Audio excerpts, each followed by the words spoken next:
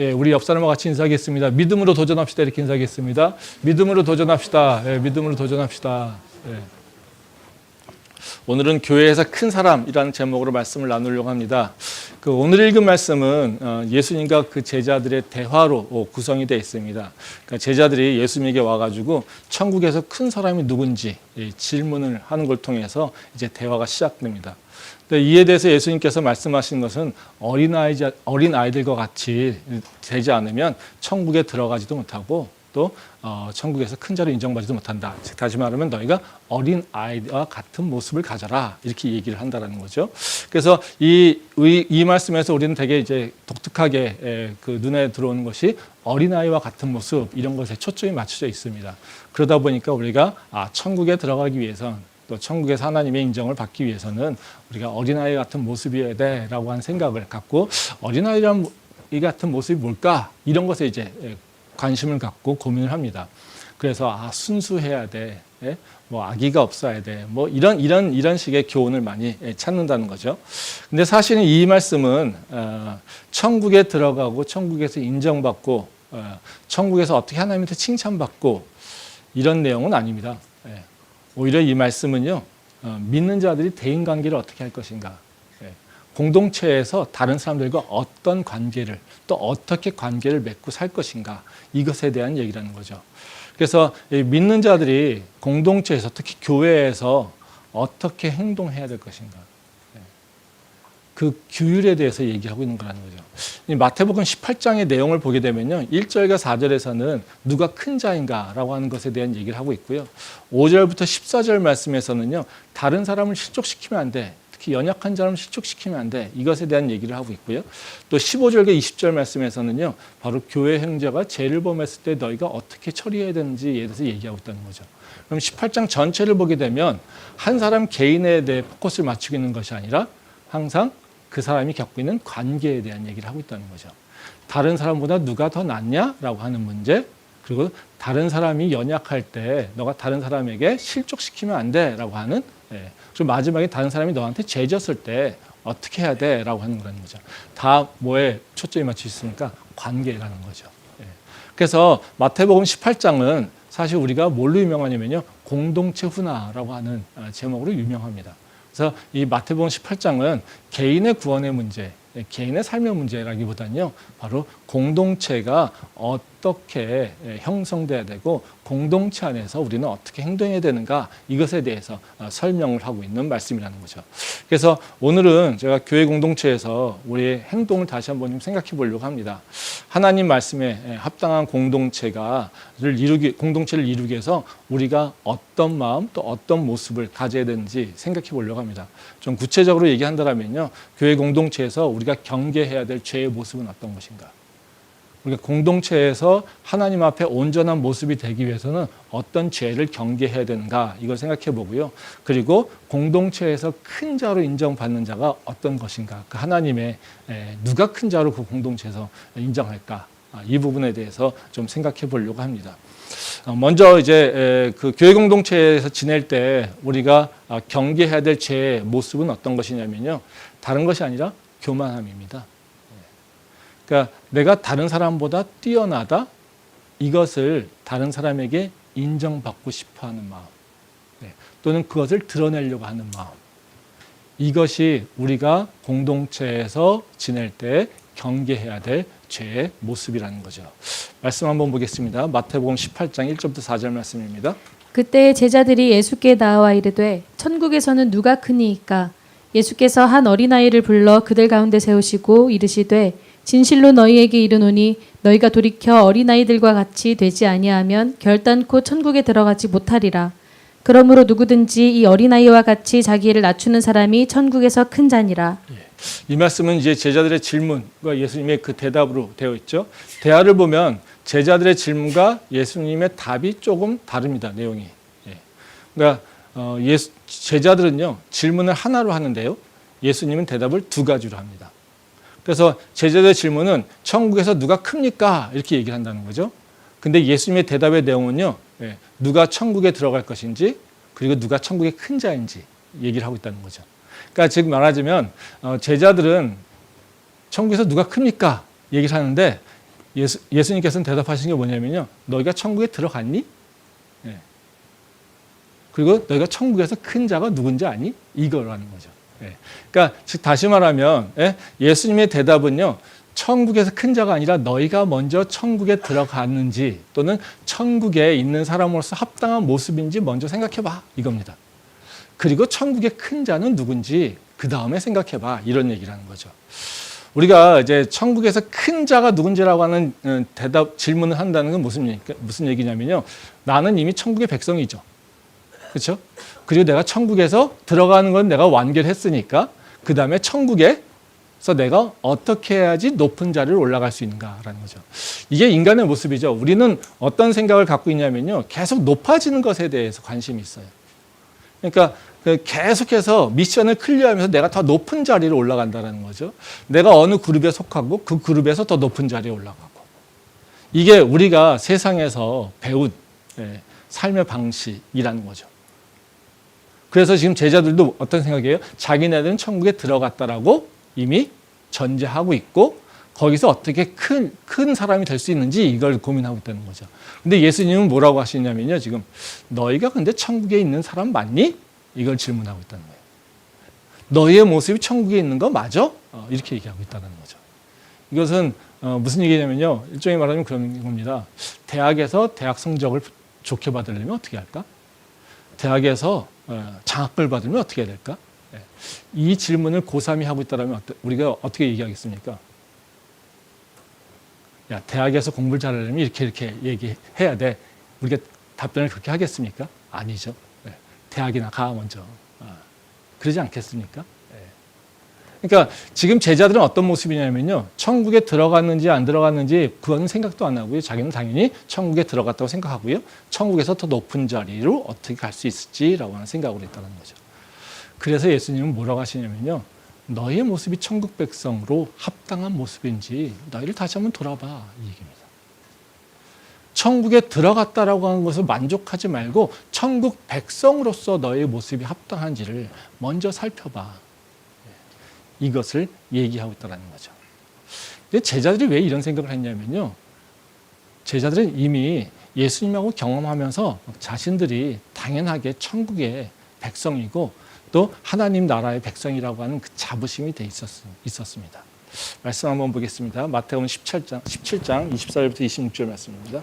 가버나움에 이르니 반세계를 받는 자들이 베드로에게 나아와 이르되 너희 선생은 반세계를 내지 아니하느냐 이르되 내신다 하고 집에 들어가니 예수께서 먼저 이르시되 시몬아 네 생각은 어떠하냐 세상 임금들이 누구에게 관세와 국세를 받느냐 자기 아들에게냐 타인에게냐 베드로가 이르되 타인에게니이다. 예수께서 이르시되 그렇다면 아들들은 세를 면하리라. 예, 이 말씀은 이제 성전세에 관련된 내용입니다. 예수님이 가버나움 성전 회당에 가셨는데 이제 성전세를 내라고 하는 겁니다. 뭐 이거는 다 내는 것이 이제 율법적인 거라서 얘기합니다. 그랬더니 성전세 내라고 하니까 예수님이 뭐라고 하셨냐면요. 누가 성전세 내야 되지? 이 성전의 주인이 누구니? 그 성전의 주인의 아들도 성전세를 내야 될까? 그랬더니 안 내죠. 주인의 아들이 누가 세금을 냅니까? 그렇지? 근데 나는 낼 필요가 없어. 그런데 저들이 또 내가 안 낸다고 하면 실족할 거잖아. 그러니까 저들에게 그냥 내. 이렇게 얘기한다는 거죠. 그러니까 이것은 무슨 얘기예요? 예수님이 나는 하나님의 아들이야.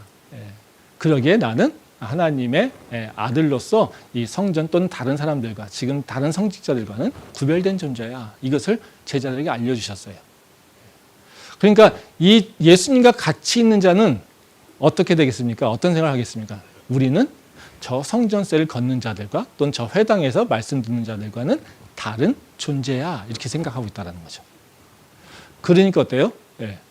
나는 천국 백성이라고 하는 당연히 생각하고 있다는 거죠. 이제 우리 18장 말씀은요. 16장부터 좀 그 흐름을 좀 볼 필요가 있습니다. 16장에 여러분들이 가장 잘 알고 있는 말씀이 있잖아요. 예수님이 제자들에게 물어보십니다. 너희는 나를 누구로 하느냐? 그렇죠? 그랬더니 베드로가 뭐라고 합니까? 주는 그리스도시요 살아계신 하나님의 아들입니다. 야, 너 잘했다. 그렇죠? 내가 너의 이름에 너 위에다가 교회를 세우겠다. 이렇게 얘기하신다는 거죠. 그래서 교회 형성에 대한 얘기를 하고 있습니다. 그 이후에 바로 그 17장에는 어떤 얘기가 나오냐면요. 변화산에 대한 얘기가 나옵니다. 그래서 예수님께서 제자들을 데리고 변화산에 올라가십니다. 그랬더니 모세와 엘리야가 있어요. 그래서 모세와 엘리야와 함께 얘기하시고 있는 예수님의 모습을 보게 됩니다. 천국을 봤다는 거죠. 예, 천국을 봤다는 겁니다. 천국을 보니까 이 제자들이 뭐라고 합니까? 여기가 좋습니다. 우리 여기 있을 수 없을까요? 뭐 이러고 있는 모습이 나온다는 겁니다. 지금 16장부터 17장, 18장까지 흘러가는 흐름을 보면 뭐냐면요. 제자들이 예수님이 누군지에 대해서 알고 있고요. 그 예수님의 그 권능을 경험하고 있어요. 그리고 천국에 존재하고 있는 자신의 모습들을 보게 됩니다. 그러니까 지금 자기가 갖고 있는 모습은 뭐예요? 예, 나는 당연히 천국에 들어가 있지. 예, 그러니까 우리의 고민은 이들의 고민은요, 천국에서 더 높은 자가 되기 위해서는 어떻게 해야 될까? 이것에 대해서 질문을 하고 있다는 거죠. 근데 예수님은요, 너희가 천국 백성이면 천국 백성다워야 돼. 먼저 너희가 천국 백성으로서 확신을 갖고 있다면 너희의 행동이 천국 백성다워야 돼.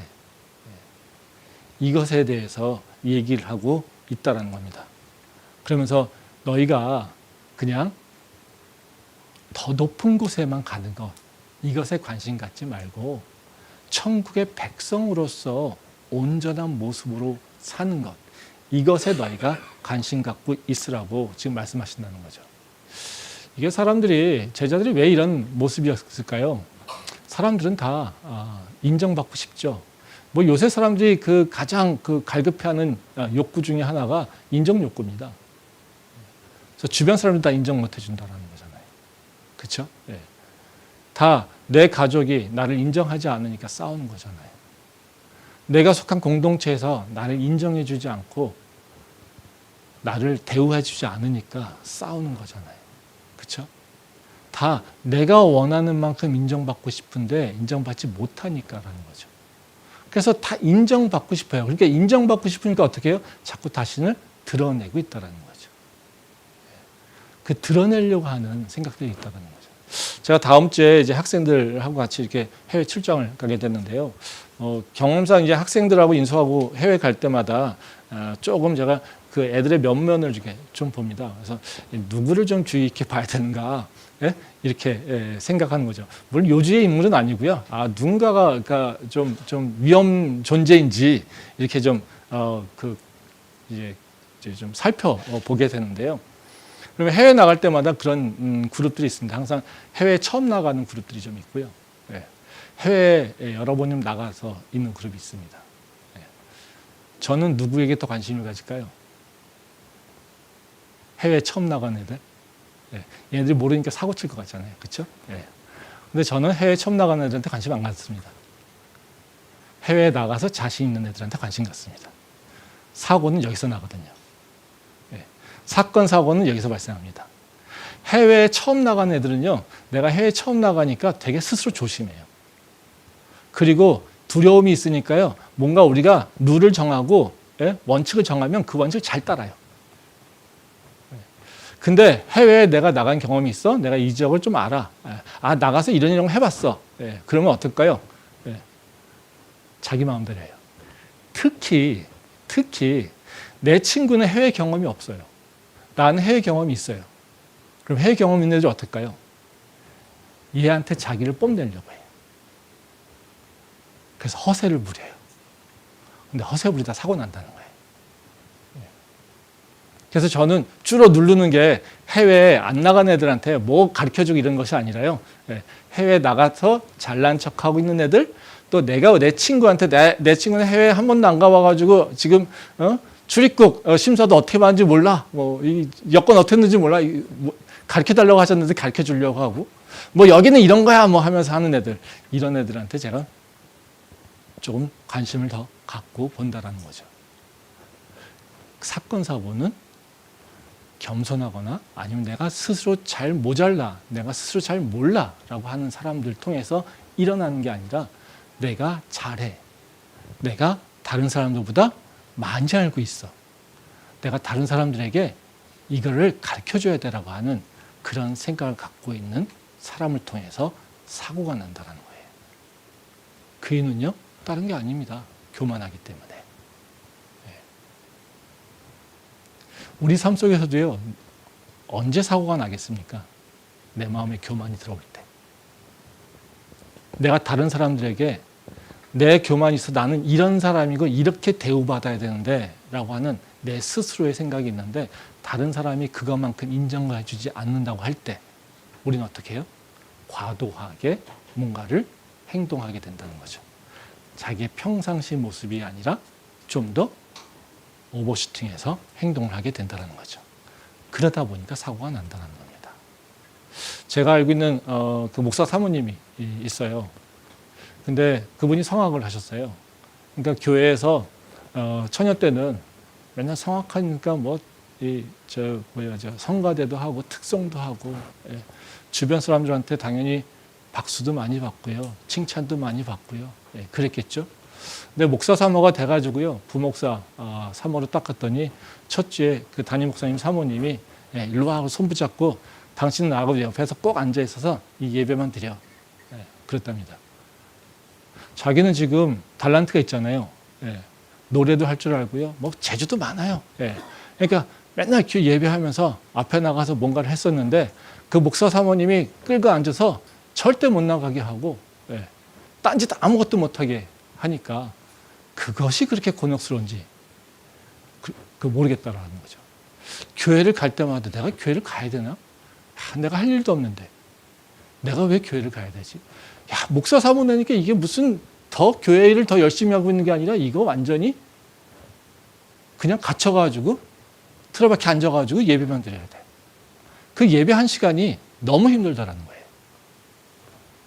근데 그거를 좀 견뎌내니까 어느 순간부터 자기가 예배에 집중하게 된다는 거죠. 그전에는 뭐에 집중했을까요?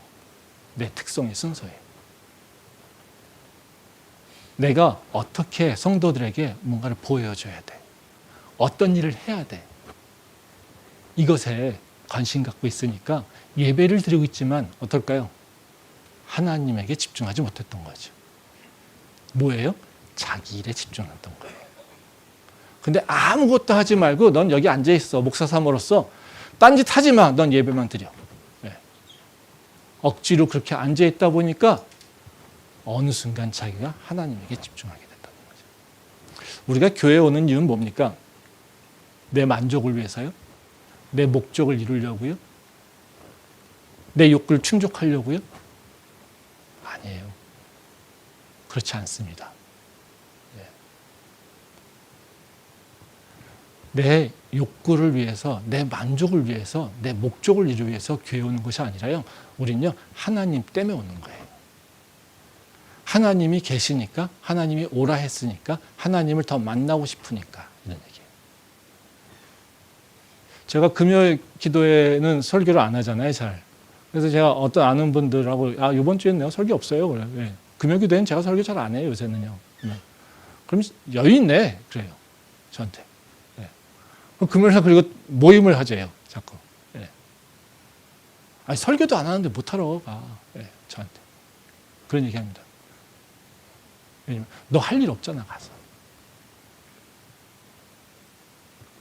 근데 제가 설교하러 오는 사람은 아니잖아요. 예배 드리러 오는 사람이지. 그쵸? 제가 설교에서 가르치러 오는 사람은 아니잖아요. 예배하러 오는 사람이지. 우리가 왜 내가 이 자리에 앉아 있는가를 잘 생각해 봐야 된다는 거죠. 무엇 때문에 이 자리에 앉아 있는지 생각해 봐야 된다는 거죠. 제가 우리 앙상블들한테 이제 제 집사님도 항상 저랑 똑같은 마음으로 얘기하는데 앙상블들한테 제가 오면 연주하게 오지 말고 예배 드리러 와. 그렇게 합니다. 그래서 가능하면 앙상블 불편하겠지만 제가 그런 얘기해요. 교회 구성원으로서 행동하면 좋겠어. 셀 모임도 참여하고 공동체 활동도 참여하고. 왜? 너는 연주자로 온 것이 아니라 성도로 왔으니까. 저는 음악하는 친구들 많이 알아서요.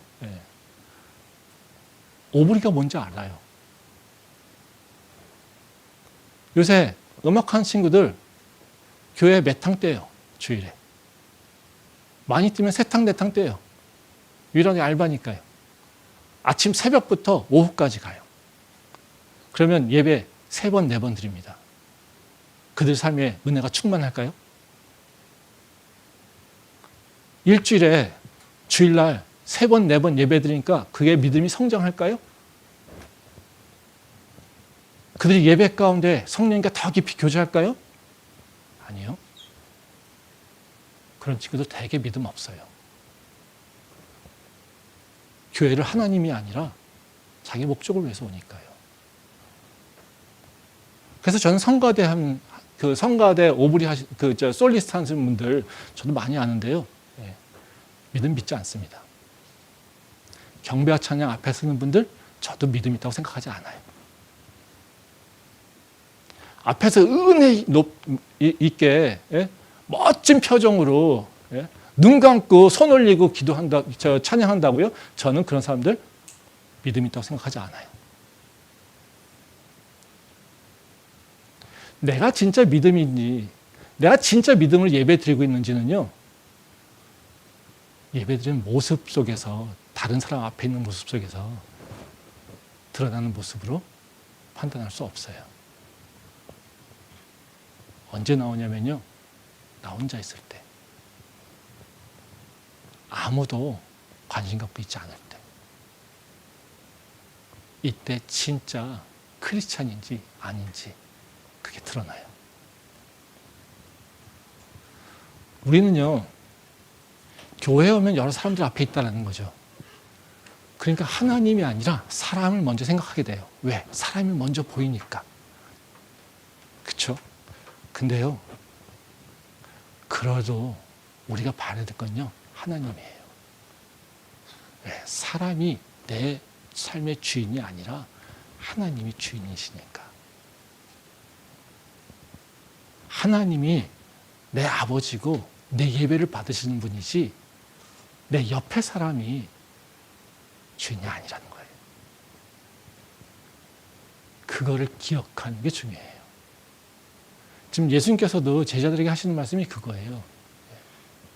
너 천국 백성이라는데 너 하나님 기억하고 있니? 너 하나님 너한테 하신 일 기억하고 있니? 하나님 너에게 무엇을 기대하고 있는지 너 기억하고 있니? 이걸 지금 질문하고 있다는 거죠. 그래서 우리는 언제나 이제는 예배할 때는요, 또 공동체에서는요, 하나님을 바라보고 하나님을 의지하고 하나님을 향해서 우리가 행동하는 것이 필요하다는 거죠. 그래서 그 주변 사람들에게 나를 드러내려고 하는 그 마음, 그거를 우리가 통제해야 된다는 겁니다. 그런 능력이 우리 안에 있기를 소망합니다. 두 번째는요, 이제 우리가 교회에서, 즉 천국에서 큰 자로 인정받기 위해서 뭘 해야 될 것인가?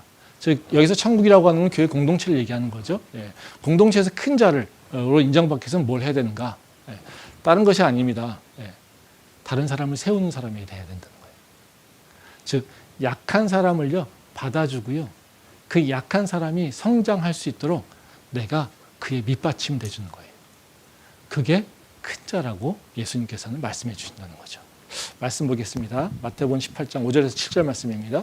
또 누구든지 내 이름으로 이런 어린아이 하나를 영접하면 곧 나를 영접함이니 누구든지 나를 믿는 이 작은 자 중 하나를 실족하게 하면 차라리 연자 맷돌이 그 목에 달려서 깊은 바다에 빠뜨려지는 것이 나으니라. 실족하게 하는 일들이 있음으로 말미암아 세상에 화가 있도다. 실족하게 하는 일이 없을 수는 없으나 실족하게 하는 그 사람에게는 화가 있도다. 이 말씀은 이제 예수님께서 제자들에게 겸손하라고 가르치고 난 다음에요, 제자들이 이 어린아이를 영접하라고 합니다. 여기서 어린아이를 영접하라고 하는 말씀은요, 다른 것이 아니라요, 바로 연약한 사람, 즉 세상에서 인정받지 못하는 사람, 세상에서 사람 취급 못 받는 사람, 힘이 없는 사람, 이런 사람을 대우하라는 거예요. 그러면서 그 다음 연결하는 게 뭐예요? 마지막 가르침이 사람이 실족하지 않도록 해. 너희가 어쩔 수 없이 살다 보면 다른 사람에게 상처를 주거나 다른 사람을 실족하게 할 수도 있을 거야. 근데 그거 안 하는 게 좋지 않겠니? 그러니까 그거 안 하도록 너희를 통해서 실족될 수 있는 사람은 너보다 강한 사람이 아니라 너보다 약한 사람이겠지. 그러니까 너가 약한 사람을 더 많이 돌봐야 돼. 이런 얘기하는 거죠. 그래서 여기서 우리가 어린아이라고 얘기하면 무조건 순수한 아이라고 얘기하는데요. 그 순수성을 얘기하는 것이 아니라 여기서는 연약한 사람을 얘기하고 있는 거죠. 교회에서 그럼 연약한 사람은 누구냐는 거죠. 세상에서 지위가 없는 사람? 이런 사람이 아니라 믿음이 연약한 사람이에요. 말씀이 연약한 사람? 그리고 교회에서 영향력이 없는 사람들. 이런 사람들이 바로 연약한 사람이라는 거죠. 그래서 그런 사람들을 너희가 세우고 키워야 돼라는 것이죠. 교회가 해야 될 일은 다른 것이 아닙니다. 생명을 구하고요, 사람을 세우는 거예요. 사람에게 초점이 맞춰져 있어요. 교회가 돈을 많이 버는 게 목적이 있는 게 아니잖아요. 교회가 좋은 건물을 짓는 게 목적이 아니잖아요. 한 사람 한 사람이 세워지면 되는 거잖아요. 예수님께서 우리에게 오셔서 큰 건물 짓기 위해서 오신 거 아니잖아요. 우리에게 오셔서 대단한 사업을 하기 위해서 오신 거 아니잖아요. 대단한 브랜드를 만들기 위해서 오신 거 아니잖아요. 예수님께서 오신 건 누굽니까? 한 사람 한 사람을 세우기 위해서 오신 거라는 거죠. 그래서 교회가 건강한 교회는 어떤 교회냐면요, 연약한 사람이 세워지는 거예요. 믿음이 없던 사람이 믿음이 있는 거예요. 십자가를 질 수 없던 사람이 십자가를 바라보고 십자가를 향해서 한 걸음을 뛰게 하는 거예요. 예수님의 사역에 관심이 없던 사람이 예수님의 사역에 관심을 갖고 그것에 내가 동참하려고 하는 마음이 있는 거예요. 죄에 대해서 완전하게 무지해서 그냥 노출돼서 맨날 죄에 빠져 살던 자들이 이제 죄가 뭔지를 분별할 수 있고 그 죄에 대해서 이기려고 싸우는 거, 싸울 수 있도록 새롭게 힘을 주고 지식을 주는 거예요. 옛날에는 세상 사람들 앞에서 자신이 없어가지고 나서지 못했던 사람들이 이제는 담대하게 세상 앞에서 자기의 생각을, 자기의 의지를 표명할 수 있는 사람이에요. 세상에서 하나님께서 주신 사명을 감당하기에 힘이 없어서 맨날 도망다니던 사람들이 이제는 하나님께서 주신 사명이 뭐라고 하는 것을 알고 세상에서도 도전하고 입을 벌리고 실천할 수 있는 그런 사람이에요. 그런 사람을 세우는 거예요. 그게 교회예요. 성령께서 함께 하시는 교회는 바로 그런 일이 일어나요. 예수님께서 머리된 교회라고 고백하고 있는 성도들은 바로 그런 일을 감당해요. 이게 좋은 교회라는 거죠. 우리가 생각하는 좋은 교회라고 생각하면 많은 경우에 기쁨이 넘치고, 물론 틀린 건 아닙니다. 서로 막 즐거워하고 기뻐하고 좋아하는 일을 하고 하면 좋은 교회라고 생각하죠? 그렇지 않습니다. 서로 좋아하고 기뻐해서 맨날 즐거워요. 그래서 더 그룹이 졌어요. 그런 교회 건강한 교회일까요? 겉으로는 건강해 보이죠. 자기네들끼리 잘 노니까. 근데 밖에 사람이 들어와가지고 그 무릎에 끼지 못하고 빙빙 돌다가 나가버려요. 그런 교회는 하나님께서 기뻐하시는 교회 아니에요. 새로운 사람이 들어와서 그 사람이 이 교회에서 성장할 수 있도록 이 교회에 있던 사람들이 밑받침이 돼주는 게 좋은 교회예요. 자기의 즐거움이 있는 교회가 아니라는 거죠. 와가지고 은혜 받았다고 열심히 손들고 찬양하면서 눈물을 흘리면서 찬양했어요. 근데 예배 끝나고 쌩하니 없어져요. 내가 언제 그랬냐는 듯. 내 마음엔 카타르시스가 일어났으니까 내 마음엔 소화가 됐어. 해소가 됐어. 싹 없어져요. 거기에 사랑이란 마음이 있을까요? 예수 그리스도의 사랑을 경험할까요? 아니죠. 그런 교회가 좋은 교회가 아니라는 거죠. 좋은 교회, 하나님께서 기뻐하시는 교회는요, 연약한 사람이 세워지는 교회예요. 잃어버린 생명들이요, 다시 구원받는 그런 교회예요. 세상에서 아무것도 할 수 없었던 존재들이요, 하나님 만나고요, 새로워지는 거예요. 그게 건강한 교회라는 거죠. 저는 요즘에 관심 있는 거는 청년 일부예요. 다 아시다시피 그래서 제가 요새 청년 일부 하고 같이 셀을 같이 하고 청년 일부한테 일을 많이 맡기기도 하고 합니다. 이것은 청년 일부를 세우는 것, 청년들을 세우는 것이 우리 교회 사명이기도 하고요. 우리가 맺어야 될 열매예요. 그러니까 청년들이 없이는 우리 교회가 존재해야 될 이유가 없어요. 캠퍼스에 새 생명을 낳지 않으면서 우리 교회가 존재해야 될 이유가 하나도 없다라는 거죠. 청년들이 젊었을 때 하나님을 만나고 그 하나님을 만난 그 기억으로 그리고 그 믿음으로 세상에 나가서 빛과 소금 된 자로 사는 것, 이것이 우리가 해야 될 일이에요. 그래서 어둠 속에 있던 자들을 예수 그리스도의 빛된 자, 예수 그리스도의 말씀에 그 소금된 자, 그런 자들로 변화시키는 것이 바로 우리가 여기 있어야 되는 이유입니다. 근데 요새 청년 사역이 어렵잖아요. 뭐 저희 교회도 마찬가지잖아요.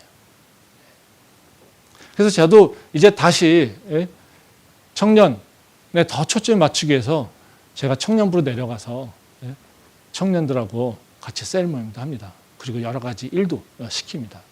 뭐 일 시키는 건요, 청년들한테 일을 할 사람이 없으니까 시키는 게 아니라요.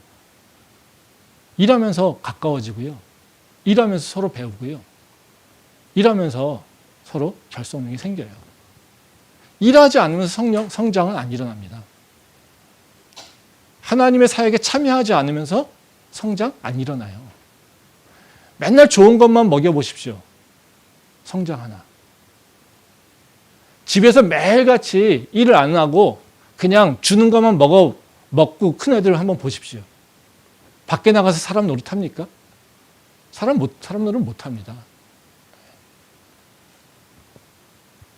공동체에서, 가정이든 아니면 자기가 속한 공동체에서 다른 사람을 섬겨본 사람들이 더 큰 공동체에 가서도 다른 사람을 섬기고요. 다른 사람들에게 인정받을 수 있고 다른 그 공동체에서 자기 역할을 할 수 있어요.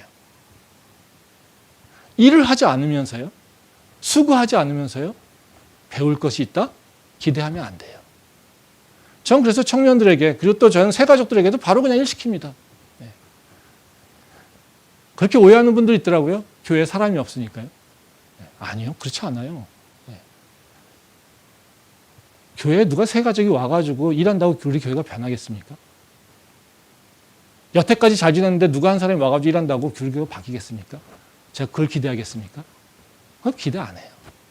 전 그런 사람들한테 일 안 시킵니다. 그래? 그럼 잘라버립니다.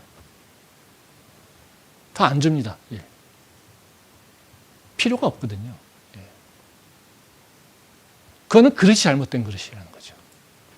그런 그릇에는 아무리 좋은 걸 담아도요, 안에 있는 것이 빛날 수가 없어요. 그러니까 하나님의 사람으로 성장하기 위해서는요, 말씀도 받아야 될 뿐만 아니라요, 그 말씀에 합당한 실천해야 돼요. 실천이라는 게 뭡니까? 하나님 말씀을 도전하고요, 성도 간의 교제가 있고요, 내가 하나님의 사역에 참여함으로써 열매 맺는 것들을 배우는 거예요. 그게 성장하는 거예요. 그래서 저희가 10월 달에 붕어빵 전도하고 전도 초청 잔치 하는데, 저희가 지난번 운영위원회 하면서 청년들에게 기획도 해보고 다 준비해봐라고 얘기했습니다. 지난주에 청년부 회장이 준비사항에 대해서 저한테 논의하겠다고 얘기를 하더라고요. 그래서 제가 영부시에서 만나고 저녁 같이 하면서 이런저런 얘기했습니다.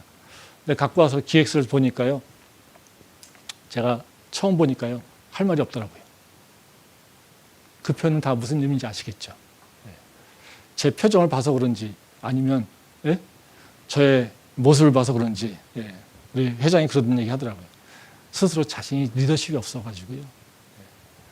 자기 리더로서 한 번도 해본 적이 없어가지고요. 이런 게 쉽지 않아요. 그런 얘기를 하더라고요. 모르겠습니다. 본인이 되게 어려워서 저한테 온 건지 아니면 제가 기획서를 보니까 자신 있게 했는데 제가 기획서를 보고 표정이 그렇게 밝지 않아서 그런 건지 모르겠지만 스스로 제가요 리더십이 없어요. 제가 한 번도 해본 적이 없어요. 그러다 보니까 이렇게 됐습니다. 뭐 이런 고백을 하더라고요. 그래서 그 얘기를 제가 들으면서 우리 교회가 하나님이 기뻐하시는 교회가 되기 위해서 이제 배워야 될 것이 있겠구나. 그리고 우리 교회에 흘러가는 것들을 다시 한번 조금 좀 강화시켜야 되는, 세계 간의 흐름들을 있는 것을 좀 이제 좀 더 아랫세대에게 좀 넘겨줘야겠구나라고 하는 생각을 많이 했습니다. 청년부 회장이 자기의 리더십이 부족하다고 얘기합니다. 우리 교회에서 이것을 개인의 역량으로 문제로 그냥 넘겨버리기는 교회로서 합당하지 않죠.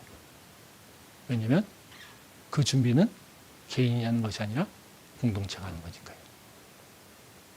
청년부 회장이 능력이 없다라고 해서 그가 해야 될 일들을 그 청년부에서 해야 될 일을 못하면요. 누가 책임집니까? 회장이 다 책임집니까? 아니죠. 교회는요, 기본적으로요, 자신의 선택한 것에 대해서 책임을 질 줄 알아야 됩니다. 청년부 회장 누가 뽑았습니까? 부원들이요. 아무런 경험이 없는 사람 뽑아놓은 이유는 뭡니까? 모든 죄를 다 그한테 뒤집어 씌우려고요? 못한다고 약 올리려고요? 아니죠. 본인들이 청년부 회장을 뽑아놨으면요, 본인들이 그 회장이 회장답게 행동하도록, 회장으로서 열매를 맺도록 도와야죠. 그게 본인들 선택에 대해서 책임지는 거예요. 나는 회장이 아니니까 저 일은 내 일 아니야. 너가 뽑혔으니까 네가 해. 이거는요, 하나님의 말씀에 맞지 않아요. 믿는 자로서 합당한 생각이 아니에요.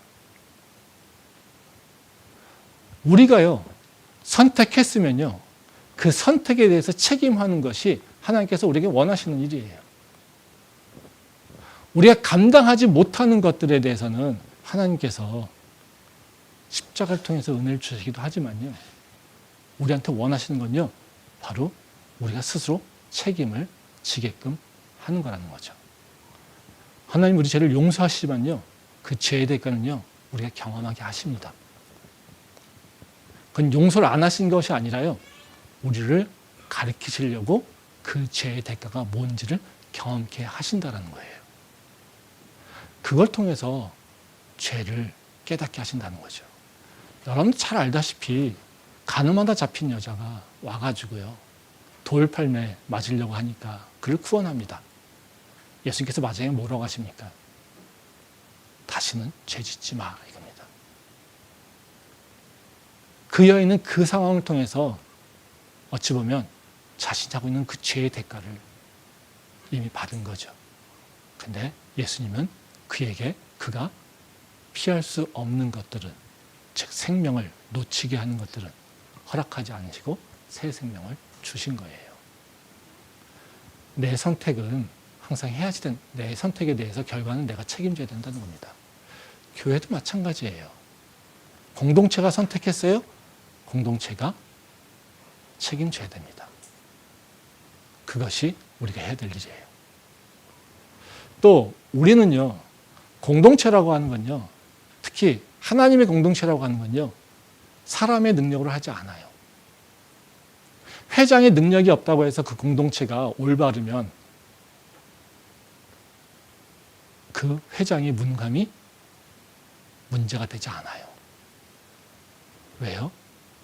우리의 능력은요, 회장의 능력에서 나오는 게 아니거든요. 하나님에게서 나오죠. 회장이 무능해요? 임원진이 무능해요? 기도해야죠.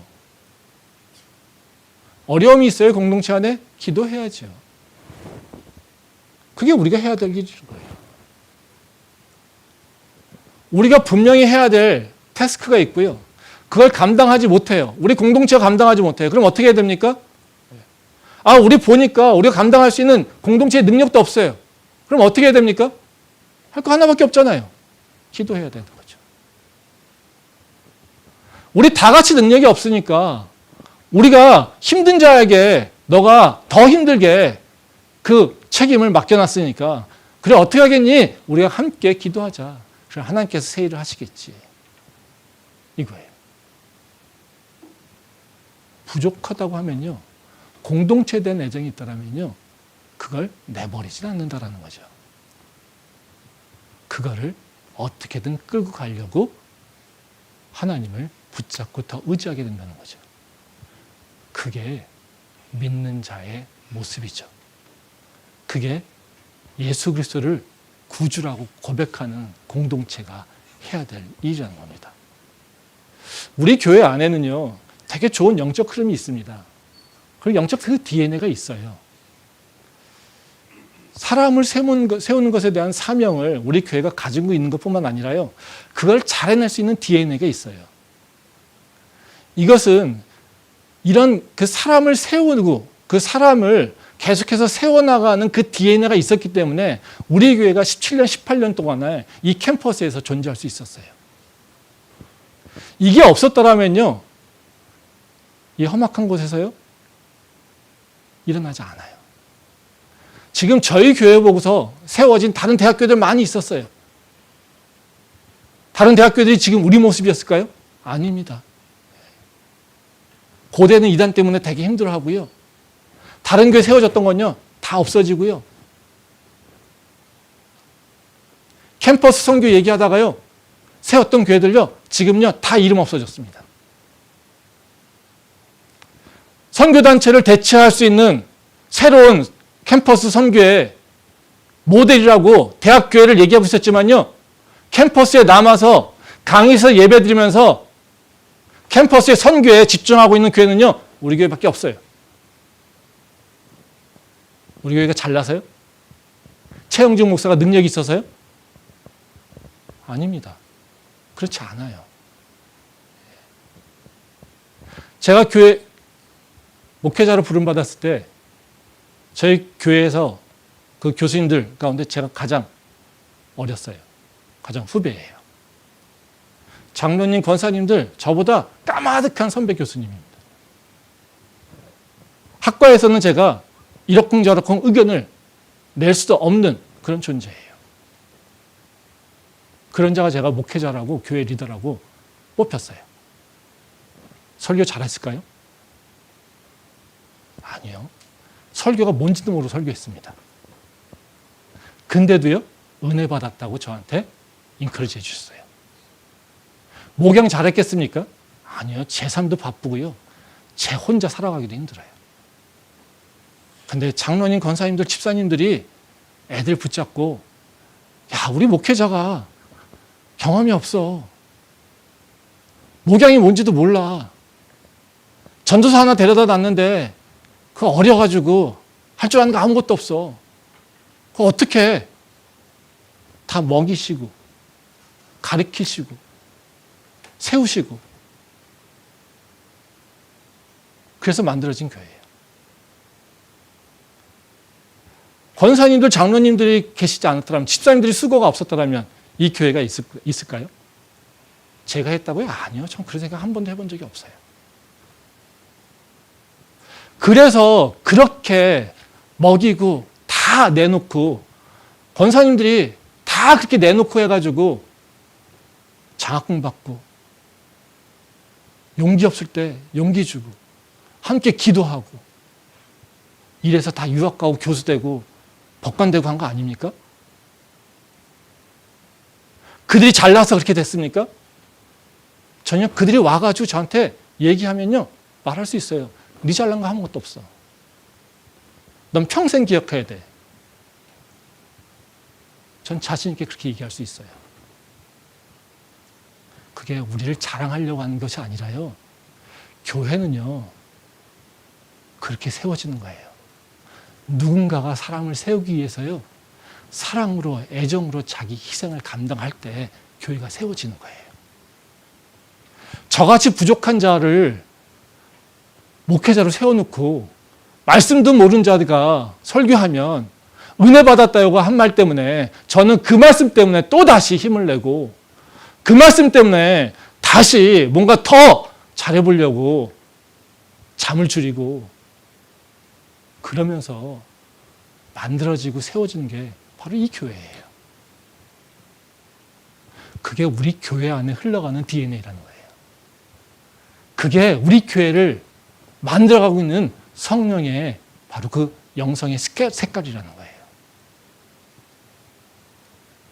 그 영성의 색깔이 어디 갔습니까? 그 영성의 색깔이 우리 안에 있습니까? 그 영성의 색깔이, 그 성령의 DNA가 우리 안에 지금도 계속해서 타고 있다라면 청년 일부 회장이 와서 내가 리더십이 부족해서요, 내가 아는 게 없어서요, 내가 경험이 없어서요, 이런 얘기 할까요? 그런 얘기 안 하죠. 그런 얘기 하기 전에 중보기도 올라오겠죠.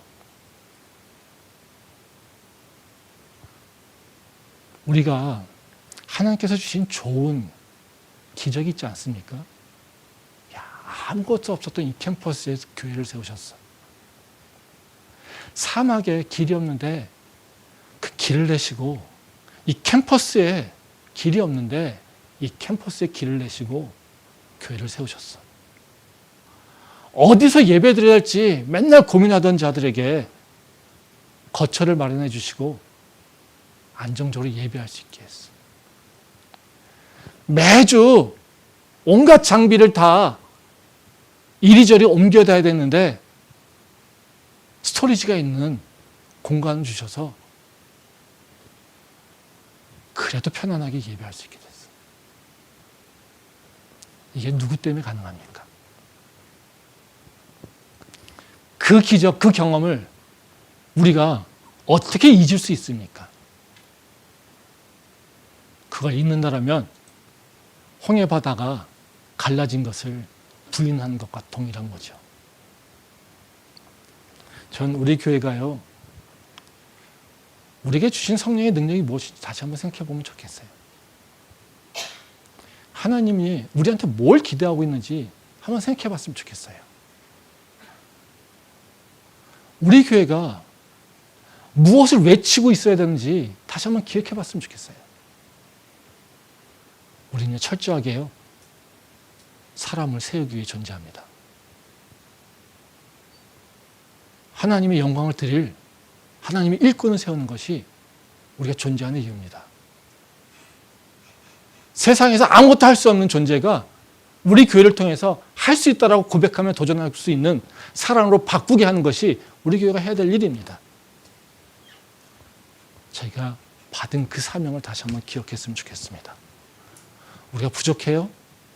기도하면 됩니다. 할 수 없어요? 기도하면 됩니다.